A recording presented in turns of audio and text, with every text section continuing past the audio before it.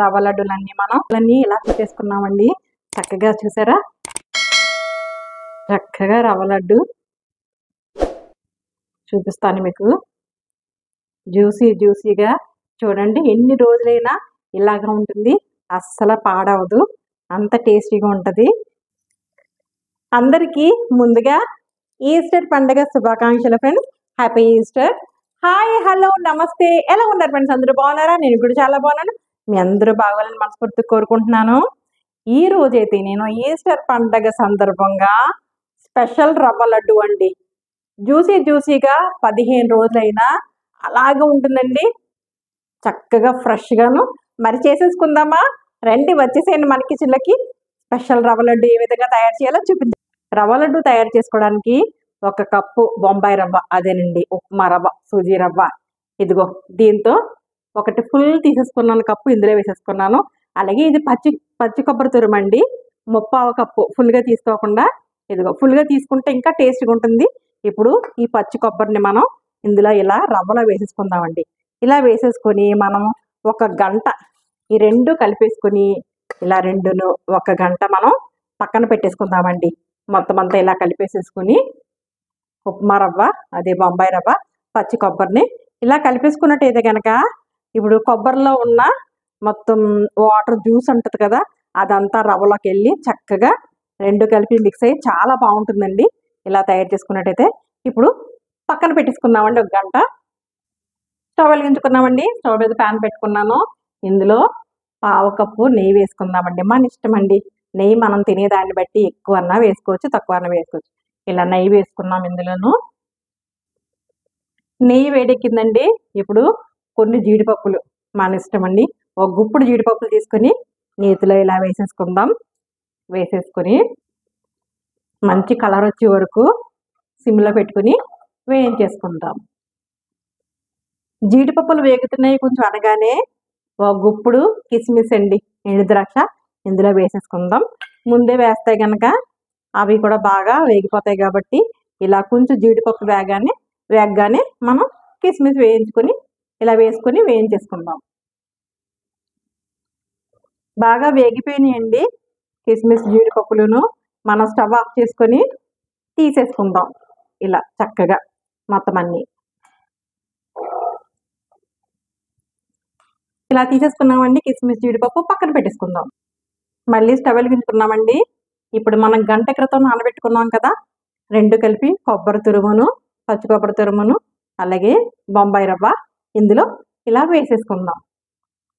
నెయ్యిలో వేసేసుకుని సిమ్లోనే మనం ఇలా వేయించుకోవాలండి. చక్కగాను మంచి సువాసన వచ్చే వరకును, హై ఫ్లేమ్లో పెట్టుకోకూడదు, ఎందుకంటే మాడిపోతుంది కదా. మంచి సువాసన వచ్చే వరకు, కొంచెం కలర్ మారే వరకు మనం సిమ్లోనే దగ్గరగా మనకి 20 మినిట్స్ అలా 25 మినిట్స్ పడుతుంది. ఇలా మనం చక్కగా వేయించేసుకుందాం సిమ్లో పెట్టుకుని. ఇలా ఇదిగోనండి 25 నిమిషాల నుంచి నేను సిమ్లో పెట్టుకుని వేయించుకుంటున్నాను. చక్కగా మంచి కలర్ వచ్చేసింది కదా. ఇప్పుడు మనం స్టవ్ ఆఫ్ చేసుకుందాం. మంచి సువాసన వచ్చేస్తుంది. స్టవ్ ఆఫ్ చేసుకుని పక్కన పెట్టేసుకుందాం. వేయించుకున్న బొంబాయి రవ్వని మనం పచ్చి కొబ్బరి వేసి వేయించుకున్నాం కదండి, పక్కన పెట్టేసుకుందాం. స్టవ్ వెలిగించుకున్నామండి. మళ్ళీను స్టవ్ మీద ప్యాన్ పెట్టుకున్నాను. ఇప్పుడు ఏ కప్పుతో అయితే ఈ బౌల్తో మనం ఫుల్గా బౌల్ నిండా తీసుకున్నాం కదా బొంబాయి రవ్వ, కరచ రవ్వ, ఇదే బౌల్తో మనం పంచదారని ఇదిగో ఇలా తీసేసుకొని ఇందులో వేసేసుకొని ఇందులో 250 ml వాటర్ వేసేసుకుందామండి. ఇలా వాటర్ వేసుకొని కలుపుకుందామండి. వాటర్ వేసుకున్నాం కదా, తీగ పాకం వచ్చే వరకు మనం కలుపుకొని తీగ పాకంలా పట్టేసుకుందామండి. ఇదిగోనండి పాకం, తీగ పాకం కింద ఇదిగో చూసారా, తీగ పాకం కింద వచ్చింది కదా, లేత పాకం అన్నమాట. ఇప్పుడు మనం ఇలా వస్తే సరిపోతుంది. మనం ఇందులో మనం ముందుగా వేయించి పెట్టుకున్నాం కదా, మనం ఉప్మా రవ్వ, అదే కరాచీ రవ్వ, తర్వాత పచ్చి కొబ్బరి మనం ఇందులో చక్కగా ఇలా వేసేసుకుందామండి. ఈ పాకంలోను ఇలా వేసేసుకున్నామండి. పాకంలోను చక్కగా వేసేసుకొని ఇలాగ సిమ్లోనే లో ఫ్లేమ్లో మనం చక్కగా ఇలా కలిపేసుకుందాం. ఇలా కలిపేసుకుంటే దగ్గరికి అయిపోతుంది. ఇదిగోనండి 10 నిమిషాల నుంచి మనం ఈ పాకంలో వేసుకున్నాం కదా సూజీ రవ్వని మనం ఇలా కలుపుకుంటున్నాం. దగ్గరికి అయిపోయింది. ఈ టైంలో మనం యాలకుల పౌడర్ అండి, ఒక 1/2 టేబుల్ స్పూన్ యాలకుల పౌడర్ మనం ఇలా వేసేసుకుని చక్కగా కలిపేసుకుందాం. మంచి సువాసన ఉంటుంది. అలాగే మనం ఇలాగ పాకంలో వేసుకోవడం మూలంగా రవ్వ లడ్డూలు జ్యూసీగా ఫ్రెష్గా మనకి ఎన్ని రోజులైనా ఫ్రెష్గానే ఉంటుందండి. ఇలా వేసేసుకొని కలిపేసుకుందాం.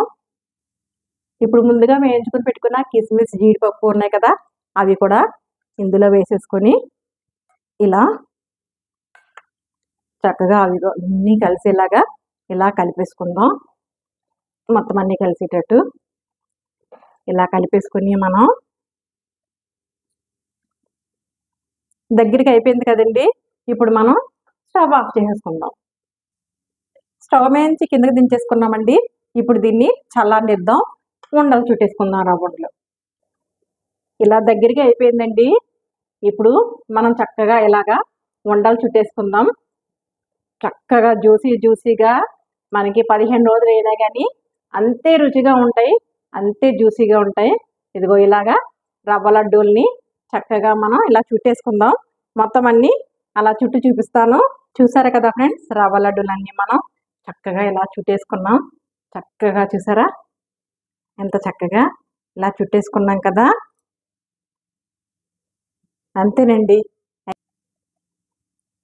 రవ్వ లడ్డూలన్నీ ఇలా చుట్టేసుకున్నామండి. చక్కగా చూసారా, చక్కగా రవ్వ లడ్డు చూపిస్తాను మీకు. జ్యూసీగా చూడండి, ఎన్ని రోజులైనా ఇలాగా ఉంటుంది, అస్సలు పాడవదు, అంత టేస్టీగా ఉంటుంది. చూసారు కదా ఫ్రెండ్స్, ఈస్టర్ స్పెషల్ రవ్వ లడ్డూలు చాలా టేస్ట్ అయితే చాలా బాగుంటుందండి. ఇవి అస్సలు పాడవు. 15 రోజుల తర్వాత కూడా చూసినా ఇలాగే ఉంటాయి, జ్యూసీగాను. అప్పటికప్పుడు చేసినట్టుగానే ఉంటుంది. మరి మీరు కూడా ఇలా ట్రై చేసి మీకు ఎలా కుదిరింది కామెంట్ సెక్షన్లో పెట్టండి. అంతకన్నా ముందు ఫస్ట్ టైం కనుక మన ఛానల్ చూసినట్లయితే లైక్ చేయండి, షేర్ చేయండి, సబ్స్క్రైబ్ చేసుకోండి ఫ్రెండ్స్. పక్కన ఉన్న బెల్ సింబల్ టచ్ చేయండి. ఆల్ అని వస్తుంది. ఆల్ కూడా టచ్ చేసినట్టు నేను పెట్టిన ప్రతి వీడియో నోటిఫికేషన్ రూపంలో వస్తుంది. మరి ఒక రెసిపీతో మళ్ళీ కలుద్దాం. మరంతవరకు బాయ్.